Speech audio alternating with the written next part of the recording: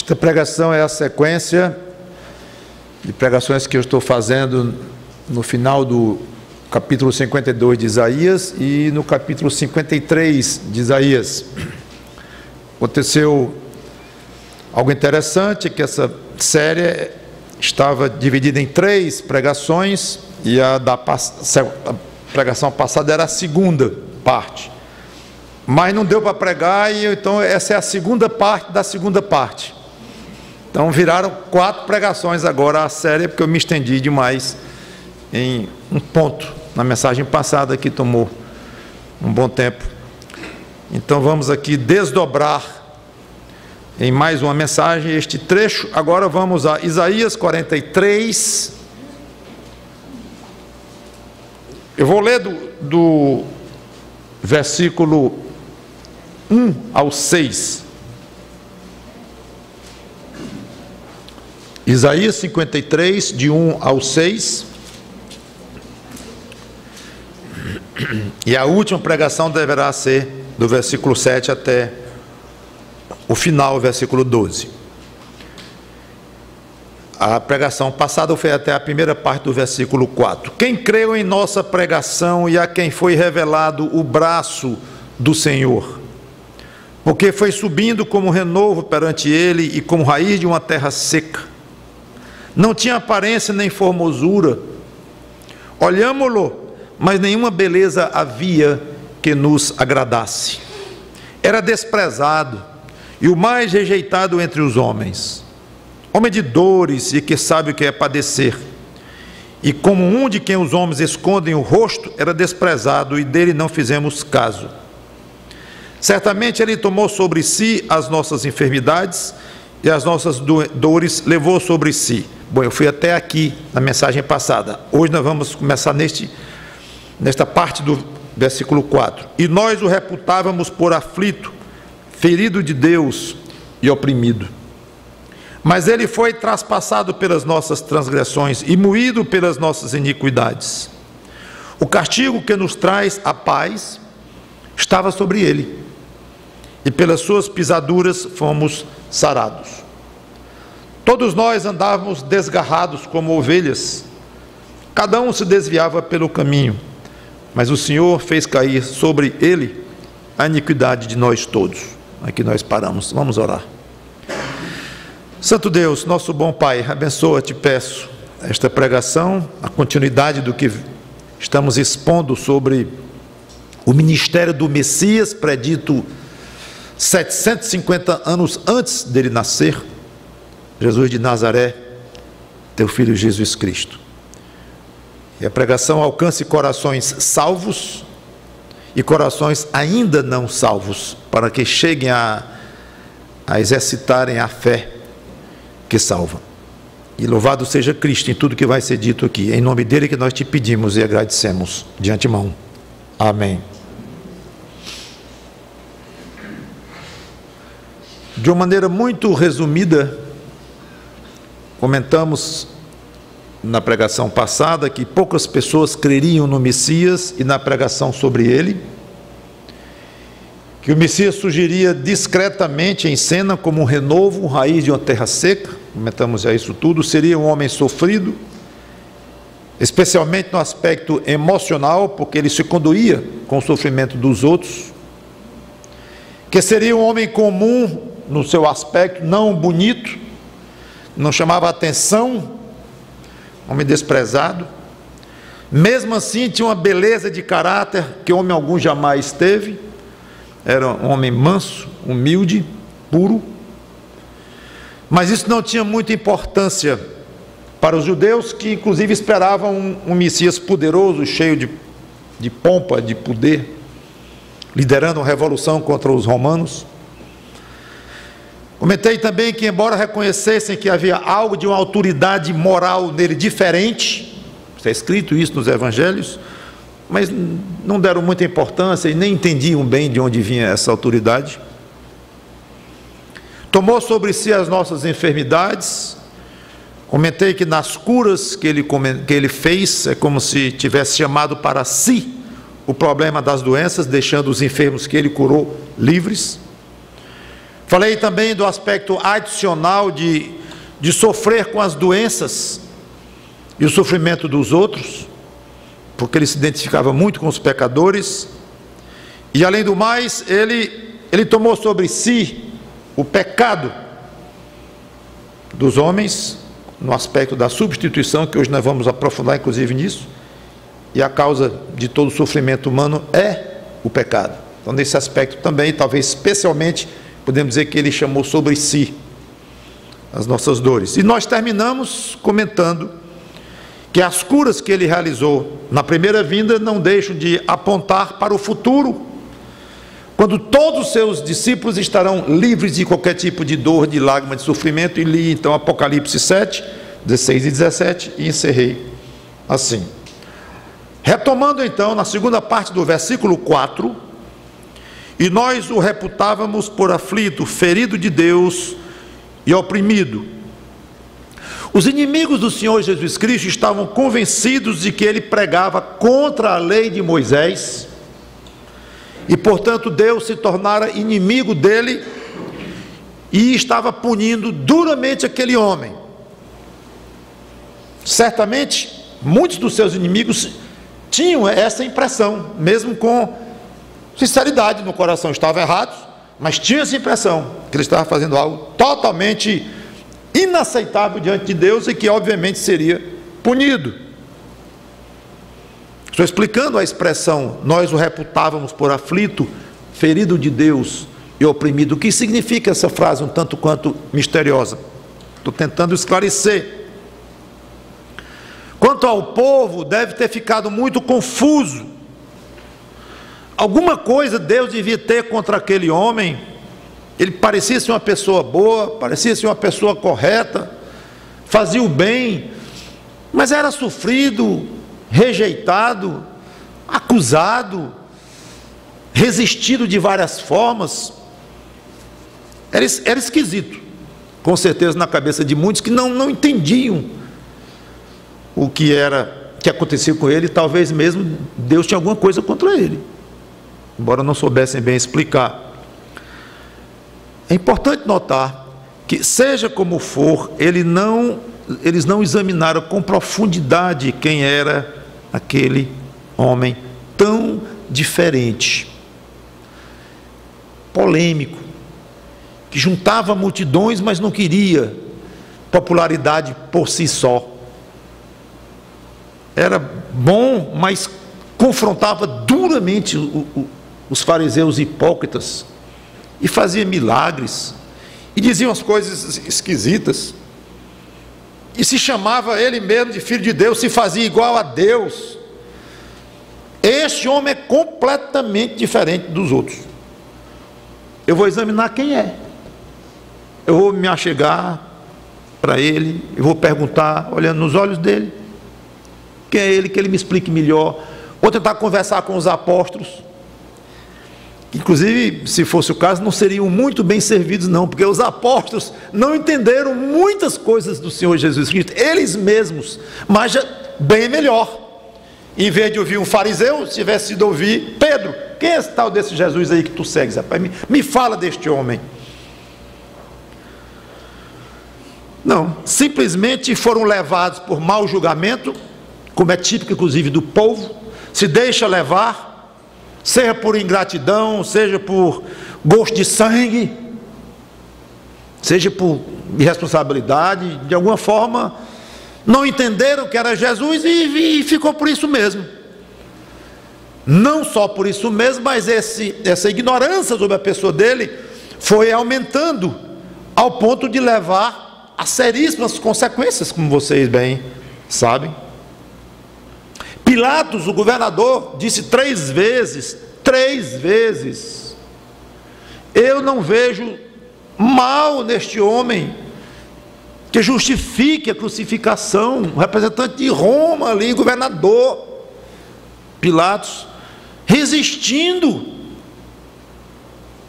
a prender Jesus, a crucificar Jesus. O que é que tem? Mas o povo, mesmo sem entender, de uma maneira estúpida e irresponsável, chegou ao ponto máximo de dizer: solta Barrabás. E Pilatos insistia: o que é que eu faço com este homem? Eu pensei que estavam invertidos os papéis. Eu não vejo o mal, o que é que eu faço com ele? E o povo dizia: mata, crucifica. Mas eu não vejo motivo nele, mas mata. Aí o ponto máximo que eu disse que chegaram foi: aliás, governador, se nós estamos fazendo algum erro com isso aí, nós vamos pagar. Nós vamos ser responsáveis pelo sangue dele, nós e nossos filhos. Não queremos nem saber quais são as consequências. Mata este homem. O ponto máximo que chegaram foi esse. Trocaram a própria paz e a dos seus filhos, seus netos, seus bisnetos, seus descendentes. Eles assinaram em branco ou em preto um termo que não entendia o tamanho daquilo que estavam fazendo, mas tamanha era a cegueira e a vontade de vê-lo crucificado pela ignorância de quem ele era. Nós achávamos que ele era aflito, ferido de Deus, oprimido. Nós entendemos tudo errado sobre ele. Pois é, Isaías disse isto. Mas foram atrás para entender direito quem ele era, se preocuparam com isto, abriram o coração para saber quem era aquele homem que não fazia mal ao mosquito.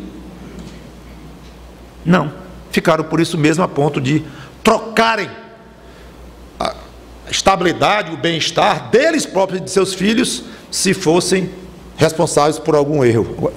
Examine a história dos judeus e vejam o que custou esta frase deles, já 2000 anos, e ainda vai ter muita confusão, muita guerra, morte de todo lado, muita tensão de todo jeito em Israel. Israel vai ser ameaçado ainda duramente quanto à sua subsistência. Ele vai ser salvo no último momento. Cristo vai voltar e vai salvar Israel. Já é um milagre grande ter ele voltado 2000 anos depois, quando fizeram lá o Estado judeu em 1948, estão lá, mas a duras penas sofreram esses 2 milênios de todo jeito, perseguidos em todos os lugares do mundo, de uma maneira muito especial no Holocausto, quando morreram 6 milhões de judeus, sofrendo, e mesmo hoje sofrem, desde quando uma bomba explode, mata não sei quantos, e sempre a ameaça. O Irã está, tudo indica, fazendo uma bomba atômica, e só tem um país em mente: é destruir Israel, acabar com o Estado judeu. Hoje, 2012, gente, está aí Israel ameaçado. Todos os dias que o judeu acorda lá em Israel, ele pensa assim: será hoje que vão fechar de novo contra nós uma guerra de vários países, como já aconteceu várias vezes, e quando é o dia, já botaram máscaras para se defender de gases venenosos. Tudo que o judeu tem sofrido joga sobre nós e sobre nossos filhos a culpa do sangue deste homem, se nós estamos errando aqui. É muito grave alguém simplesmente imaginar que Jesus é um aflito, é um perseguido por Deus, oprimido, e eu acho que ele é isso, eu acho que ele é aquilo. Cuidado. Agora, certamente alguns não tomaram uma posição tão hostil, mas não entenderam o que estava acontecendo. E mesmo os poucos que tinham o coração mais aberto para ele, que houve até quem realmente o seguiu, talvez pensasse de que era mesmo um profeta sofrido, um mártir. Houve tantos na história de Israel. Então, eu creio que cabe aqui nesta expressão: nós o reputávamos por aflito, ferido de Deus e oprimido, não só inimigos dele, não só pessoas do povo que não entendiam o que ele era, nem queriam entender, mas também pessoas que até simpatizavam com ele, mas não entenderam bem. Ele é um coitado, ele é sofrido mesmo. Esse Jesus de Nazaré é sofrido, mas quantos profetas nós tivemos assim? Alguns foram até mortos por reis hostis. Faz parte. Paulo comentou algo assim em Atos capítulo 13, versículo 27. Eu acho que ele tinha isso aí basicamente é em mente. Atos 13 e 27.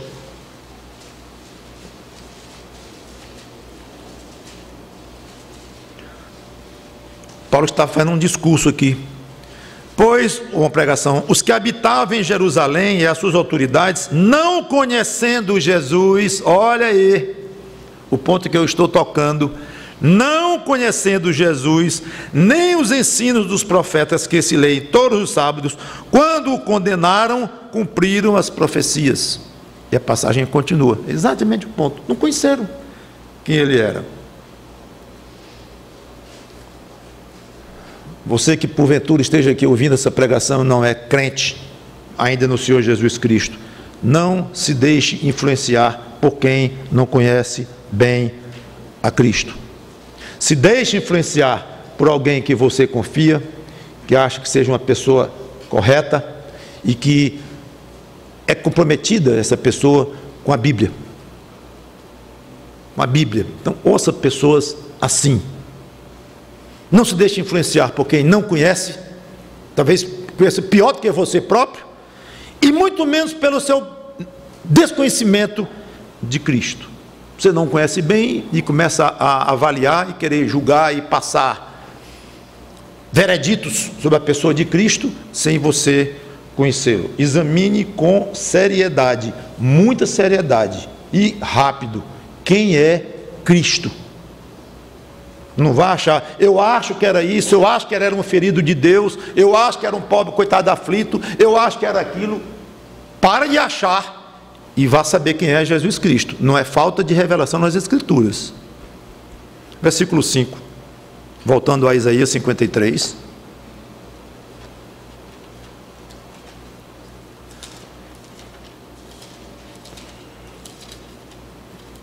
Mas ele foi traspassado pelas nossas transgressões e moído pelas nossas iniquidades. Traspassado no original significa ferido, perfurado, atravessado, certamente referindo-se literalmente à lança que furou o seu lado, os pregos que atravessaram as mãos dele e os pés dele, literalmente. Então, essa aqui foi cumprida literalmente, como muitas outras.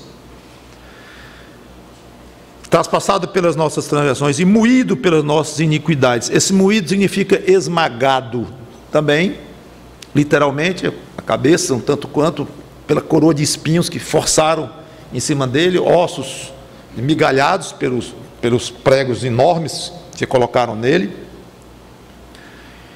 Então é claro que isso se refere à crucificação dele e no final à morte dele.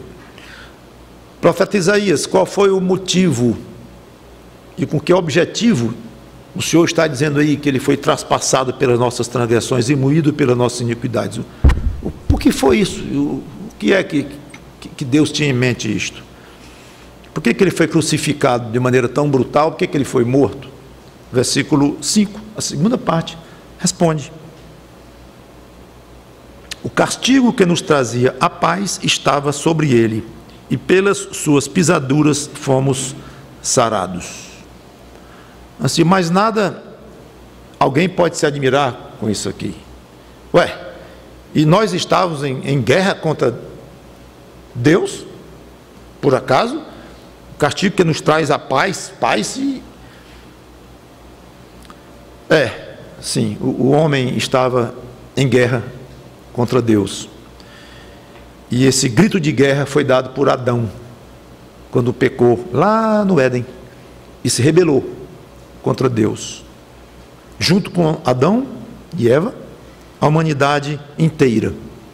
E a Bíblia ensina que todo pecador é inimigo de Cristo, é inimigo de Deus, pois o pecado ofende, o pecado agride, o pecado não tolera Deus.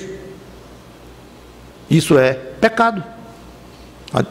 Uma definição de pecado é algo que, qualquer coisa que agrida a santidade de Deus, a autoridade de Deus, o poder de Deus, que se rebela contra Deus.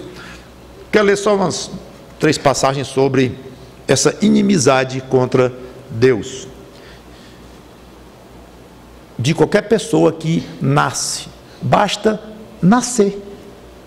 Ah, inimigo de Deus não é alguém que anda aí blasfemando, não, que fala que Deus não existe, que faz pinturas blasfemas sobre Jesus Cristo. Não são só esses, não. Não. Ah, quer dizer que o senhor não quer dizer que quero, que lhe inclui, quero dizer assim, lhe inclui. O senhor nem me conhece para estar dizendo que eu sou inimigo de Deus. Que acusação grave é essa? Faço essa acusação. Você nasceu inimigo de Deus, porque não sou eu que estou fazendo, é o próprio Deus através das Escrituras, que eu apenas divulgo, falo, proclamo, prego, só.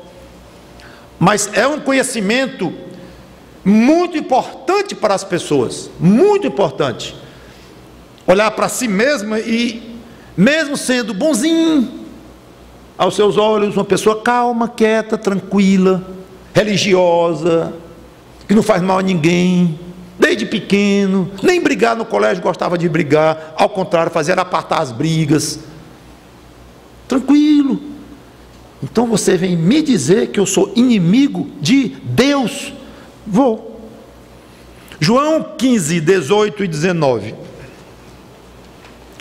Eu não vou dizer, eu vou só ler sobre quem disse. Agora, se você quiser discutir com o Senhor Jesus Cristo, aí fique à vontade. Mas não é uma boa ideia, não. João 15, 18 e 19. Ele falando: se o mundo vos odeia, sabei que, primeiro do que a vós outros, me odiou a mim. Esse mundo é a humanidade, as pessoas de maneira geral.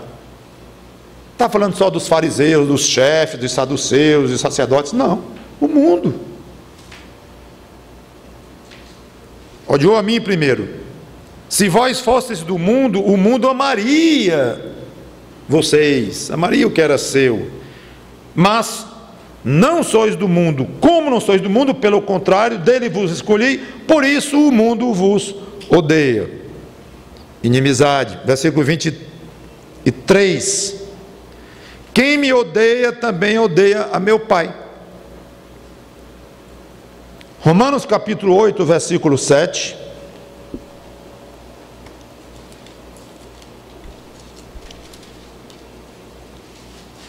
Diz assim: por isso o pendor da carne, pendor é inclinação. Portanto, a inclinação da carne, carne significa o ego do homem, o eu do homem totalmente tomado pelo pecado. A parte pecaminosa do homem, isto é, carne aqui. A inclinação da carne é inimizade contra Deus, pois não está sujeito à lei de Deus, nem mesmo pode estar. Não quer saber da lei de Deus, não quer saber de obedecer a Deus. A carne não quer, ela é inimiga de Deus. Então qualquer pessoa que nasce e que está na maneira como nasceu, ou seja, cortada de Deus, sem vínculo espiritual com Deus, como todos nascem na carne. Só tem a carne para orientar a si mesmo. Então são inimigas declaradas de Deus, declaradas ou não, mas são inimigas, são consideradas inimigas de Deus pelo próprio Deus. E quando pecam e ofendem a Deus, estão confirmando essa natureza inimiga de Deus. E ao fazer isso, se declaram inimigas de Deus pelos atos, talvez não pelas palavras, como acabei de imaginar alguém dizendo: mas o senhor vem me acusar de ser inimigo de Deus? Senta aqui, vamos conversar um pouquinho. Já mentiu alguma vez na vida, meu amigo? Se eu menti? Sim. Já pensou alguma imoralidade na vida? Já? Você já desrespeitou seu pai ou sua mãe? Só na mente mesmo. Ora, com um minuto, esse homem, essa mulher, sei lá quem foi, está cheia de confissão de pecados. Então, você é inimiga de Deus, ou inimigo de Deus. Romanos 8 e 7, já li. Agora, Romanos 5, de 8 a 11. Mas Deus prova o seu próprio amor para conosco pelo fato de ter Cristo morrido por nós, sendo nós ainda pecadores. Logo muito mais agora, sendo justificados pelo seu sangue, seremos por ele salvos da ira. Porque se nós, quando inimigos, claro, fomos reconciliados com Deus mediante a morte do seu Filho, muito mais, estando já reconciliados, seremos salvos pela sua vida. E não apenas isto, mas também nos gloriamos em Deus por nosso Senhor Jesus Cristo, por intermédio de quem recebemos agora a reconciliação. Não vou ler, mas Tiago 4:4 também fala que quem é amigo do mundo se constitui inimigo de Deus. Quem ama o mundo é inimigo de Deus. Está lá claramente, mas já mostrei nas Escrituras isso. Muito bem.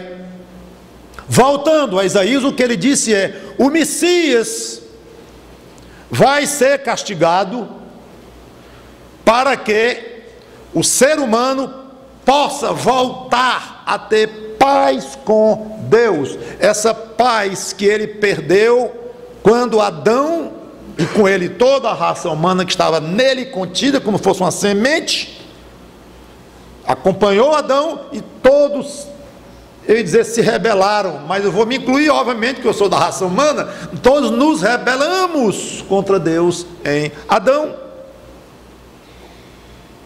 Aí vem o famoso versículo Romanos 5:1, que alguns devem saber de cor, se não sabe, vá lá para decorar, porque é bom. Romanos 5:1, alguém quer arriscar? Justificados, pois, mediante a fé, temos paz com Deus por meio do nosso Senhor Jesus Cristo.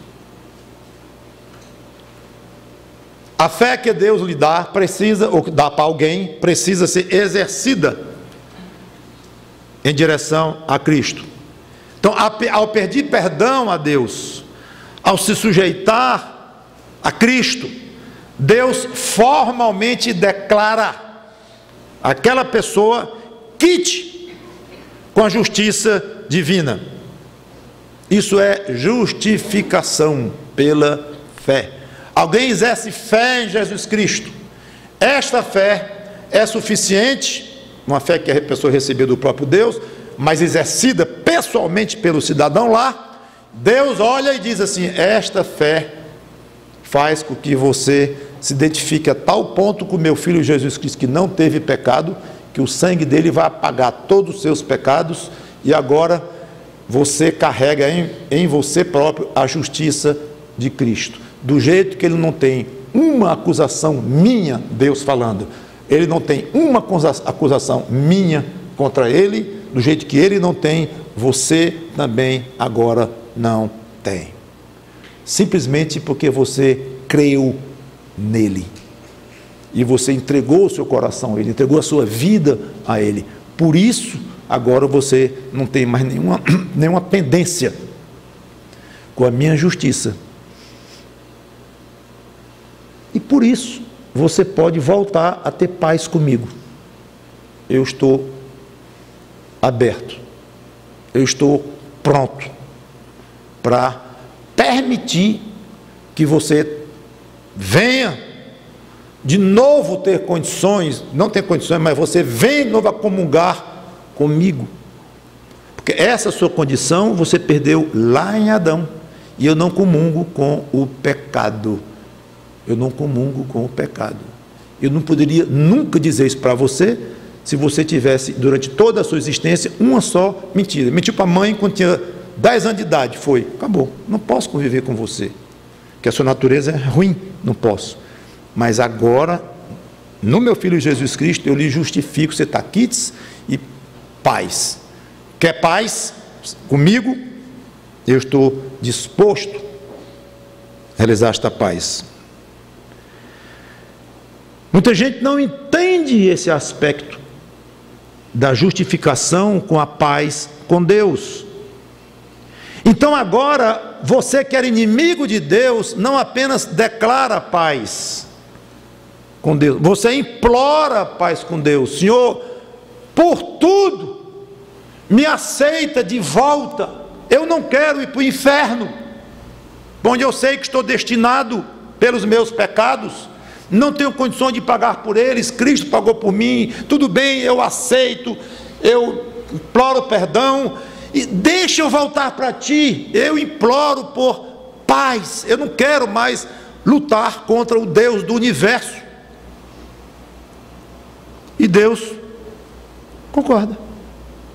Tudo isso por causa do que Cristo fez e que Isaías explicou lá. O castigo dele que nos traz a paz estava sobre ele. Não é à toa, não vou ler, mas está lá em Isaías 9:6, o mesmo Isaías, no capítulo 9, que ele é chamado de príncipe da paz.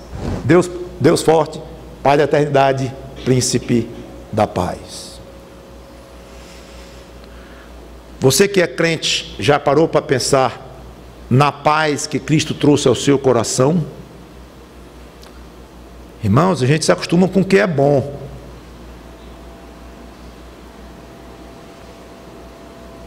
Não se esqueça não das angústias que você tinha no seu coração antes da sua conversão.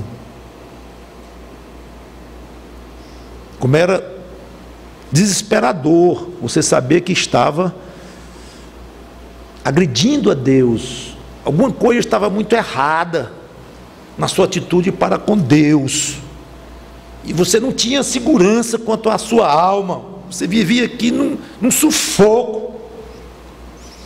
Pois é. E hoje você está assim? Não, pastor, hoje é bom demais, tudo bem, ainda peco, me arrependo e choro, mas agora eu sei que estou salvo. É? Bom, né? Bom demais, e a gente peca e peca, mas se arrepende, e ele sabe no meu coração que eu não quero mais pecar, eu fico com raiva de mim mesmo, do meu pecado, e o meu coração é dele, é porque eu sou ruim, mas fui perdoado desse jeito. Que coisa boa você ter isso lá dentro do seu coração, pois foi ele, foi a morte dele naquela cruz que causou, que tornou possível essa paz gostosa chegar no seu coração. Não esqueça disso não. Com um ano de crente, 2, 3, 10, 20, a gente se esquece, acha que isso é o normal, que você sempre foi assim. Não foi não. Ou, se eu estou falando uma linguagem estranha para você, de angústia antes da conversão, de preocupação com o seu estado eterno, de um desconforto interno muito grande, quando foi mesmo a sua conversão? Quando foi mesmo a sua regeneração? Quando foi mesmo? Quer dizer que você não sabe o que é isso não? Não ter paz com Deus antes da conversão?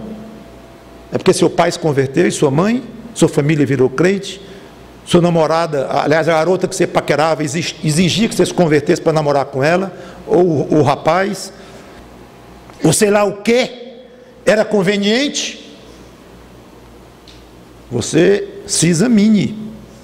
Se você não tinha paz, se você acha que tinha paz antes da sua conversão, isso é até esquisito para os seus ouvidos, sugiro que faça um profundo exame no seu coração para saber se você é uma pessoa convertida ou não. Porque quem é convertido sabe o valor da paz de Cristo que foi colocado ali. Muito bem? Continuando Isaías, e pelas suas pisaduras fomos sarados. O que quer dizer pisadura? Contusão, ferida, golpe. Então, pelas suas feridas, pelos golpes que ele sofreu, nós somos sarados. Sarados, literalmente, a tradução é essa mesmo, é curados, alguma coisa que não estava saudável, que foi feita saudável. Isso é sarar, curar. Ou seja, a morte do Messias tornou possível ficarmos curados da doença mortal do pecado. Aquele que aceita aquela morte, não é uma coisa universal, não é uma coisa automática.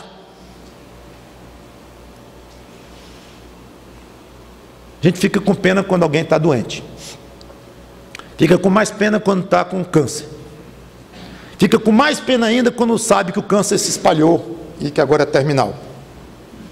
Mas é trágico que muitos pecadores não se imaginam possuidores de uma doença muito mais mortal, muito mais perigosa, mais ameaçadora do que o câncer. É o pecado. Absolutamente mortal. Em termos físicos, você vai morrer por causa dele, e em termos eternos, você vai para o inferno por causa deles, dos seus pecados. Se você antes não tratar de fazer paz com Deus, através do Senhor Jesus Cristo. Versículo 6.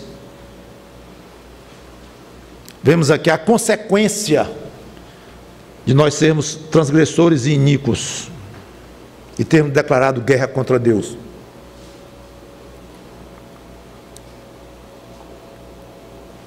Lá em Isaías 53, versículo 6.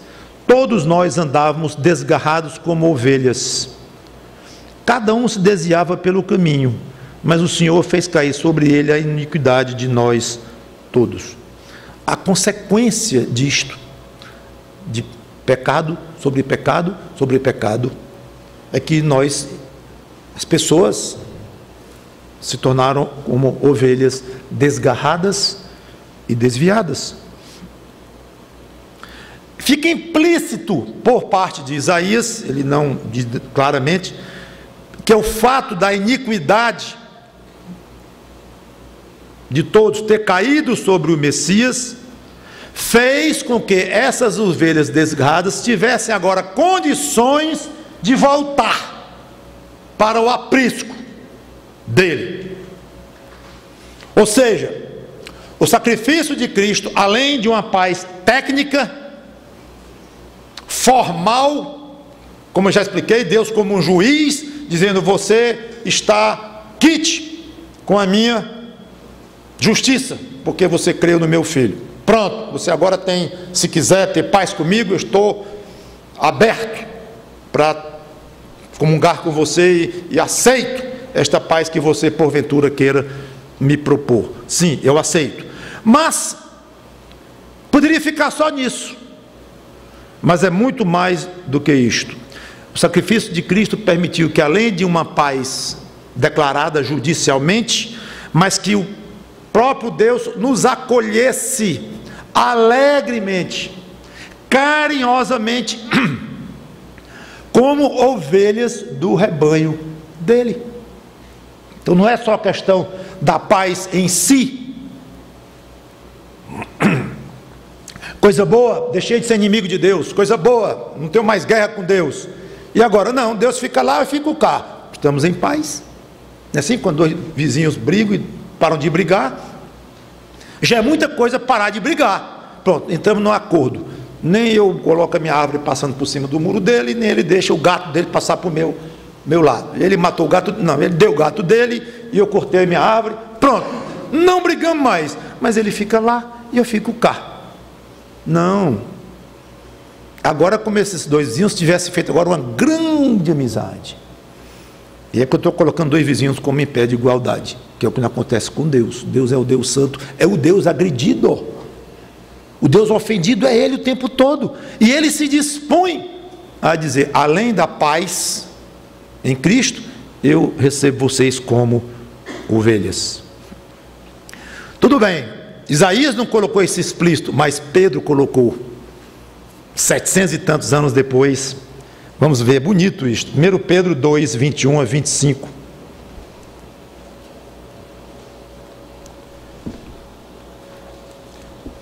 Pedro 2, 21 em diante,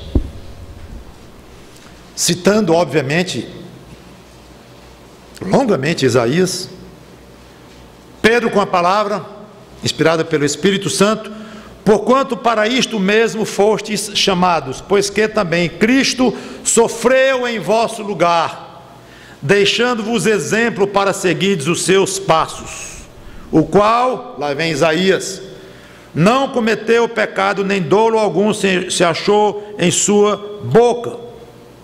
Pois ele, quando ultrajado, não revidava com o traje, quando maltratado, não fazia ameaças, mas entregava-se àquele que julga retamente. Essa parte é a parte posterior do capítulo 53, que nós vamos ainda comentar. Versículo 24: carregando ele mesmo em seu corpo sobre o madeiro os nossos pecados, para que nós, mortos para os pecados, vivamos para a justiça. Por suas chagas fostes sarados, citando exatamente o início de Isaías 53, porque estáveis desgarrados como ovelhas. Agora veja como Pedro deixa explícito: agora, porém, vos convertestes ao pastor e bispo da vossa alma.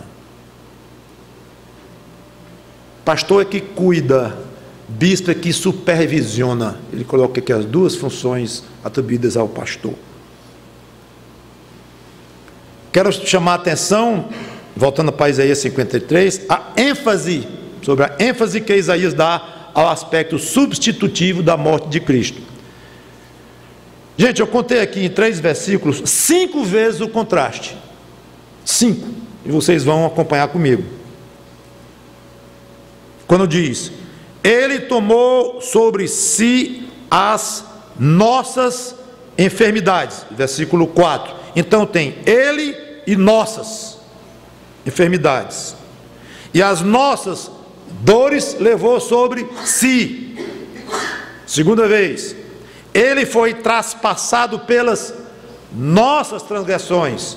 Terceira vez: o castigo que nos traz a paz estava sobre ele. Quarta vez: o Senhor fez cair sobre ele a iniquidade de todos nós. 5 vezes ele, nós, ele, nós, ele, nós. Ele sofrendo, ele pagando pelos pecados, ele sendo ferido e nós sendo liberados, libertados, curados, sarados, salvos.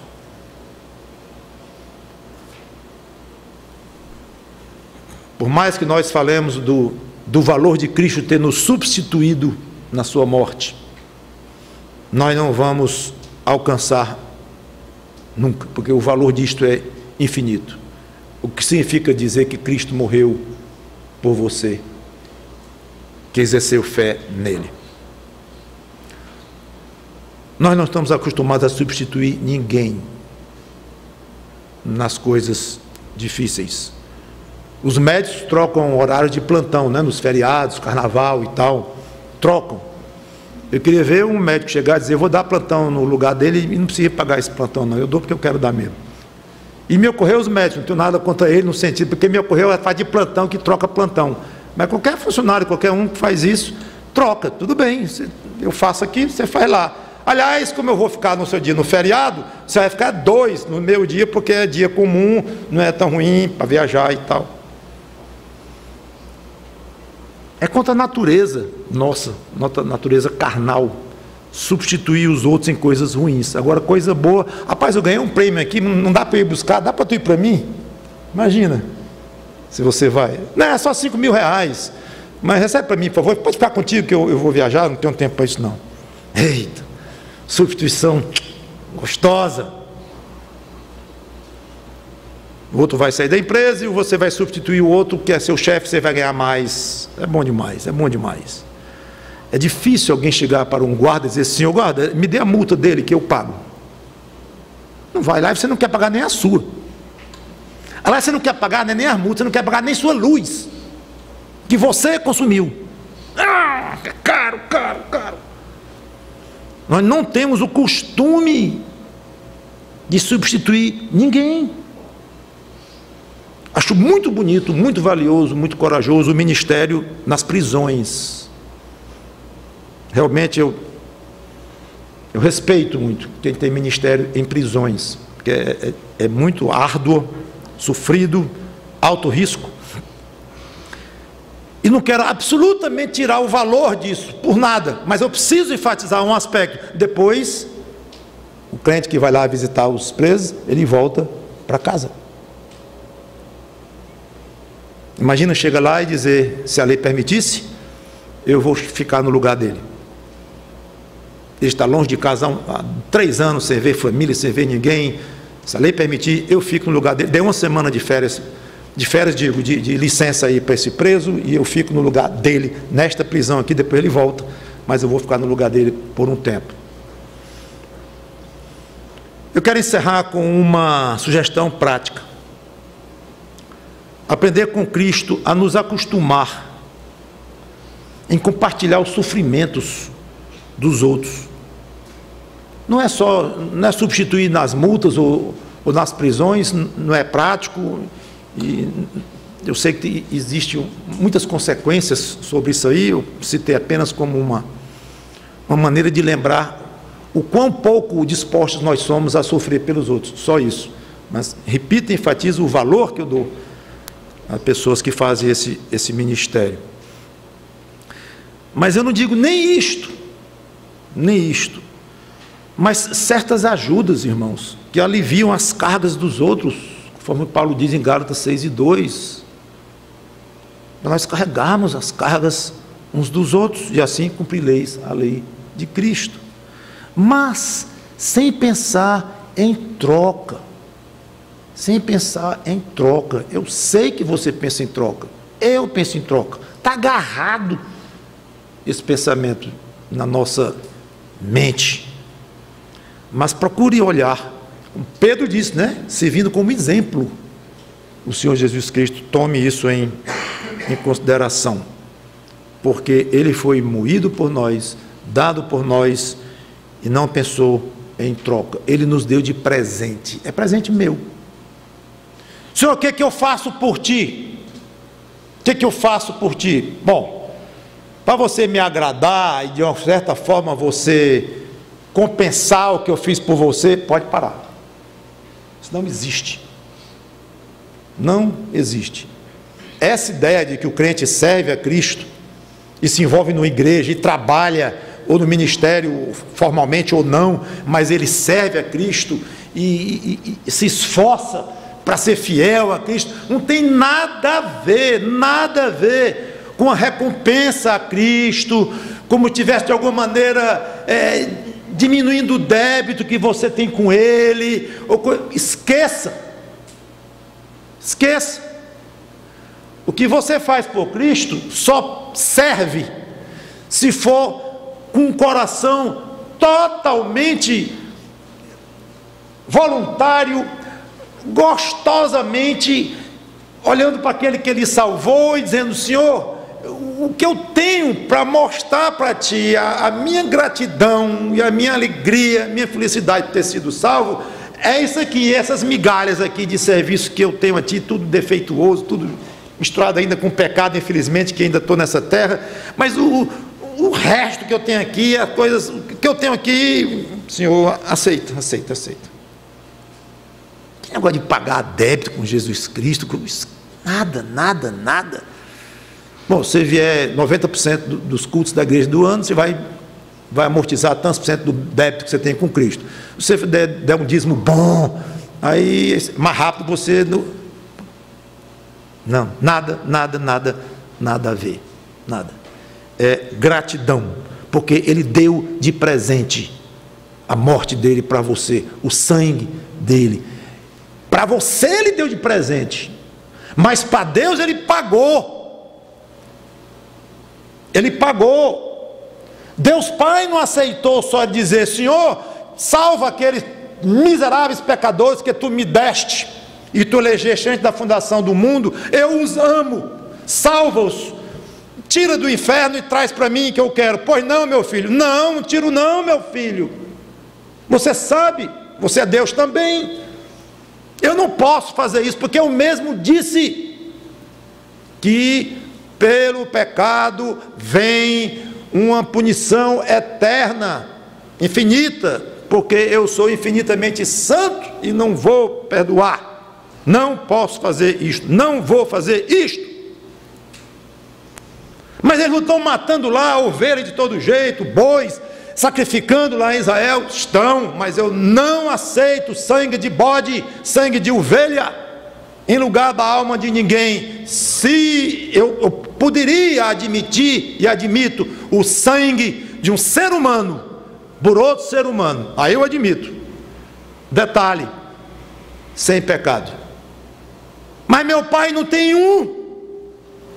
nessa situação lá na terra, eu sei. Vá, se torne homem, faça circular nas suas veias um sangue humano, sem um pingo de pecado. Eu aceito você morrer para salvar os seus que eu lhe dei. Vá. Isso foi um pacto entre pai e filho. E o pai foi exigentíssimo, para não dizer correto, no cumprimento do que eles tinham acertado. Cristo veio aqui e disse várias vezes: eu tenho uma missão, eu fui enviado pelo meu Pai, o que eu vi Ele fazer eu faço, o que Ele mandou dizer eu faço. Ele disse claramente: é uma missão que eu tenho aqui, e eu tenho que ser fiel. Em João 17, ele disse: eu fui fiel, eu te glorifiquei aqui na terra, agora faz a tua parte, que eu vou morrer, eu vou pagar com o meu sangue, ó Pai, agora faz a tua parte. Me dá esses que eu comprei. Então a salvação, entenda isto, ela foi de graça para você, mas para ele não foi, gente. É um bilionário que tem 50 bilhões de dólares de patrimônio e tira 100 reais para comprar alguma coisa. Não, então Cristo era rico demais, Deus e tudo, então ele pagou um pedacinho ali para lhe ter. Não, foi a vida dele, a vida toda dele. Seja grato a Deus por isso, e aprenda a dar de presente para os outros seu tempo, sua cabeça, sua inteligência, seu dinheiro. Dar generosamente seu serviço, alguma coisa que custe, que seja desconfortável para você, dê, porque Cristo fez isso conosco. Eu vou expor o restante do capítulo 53 na próxima semana, se Deus quiser. E eu quero me despedir com uma palavra a você, amigo. Não pense que a reconciliação que Deus tornou possível em Cristo, ela é automática. E nem que é Deus quem se reconcilia com você em Cristo. Ele é o agredido. Então quem declara guerra, esse que deve pedir a paz. A decisão de acabar com a inimizade contra Deus e se reconciliar com Ele é sua. E é um mistério isso, mas é. E aí eu encerro lendo 2 Coríntios 5, 18 a 20. Para provar que a decisão é sua. Dizer: Senhor Deus, eu tenho todo o interesse em me reconciliar contigo através do Senhor Jesus Cristo. 2 Coríntios 5, 18 a 20, diz assim: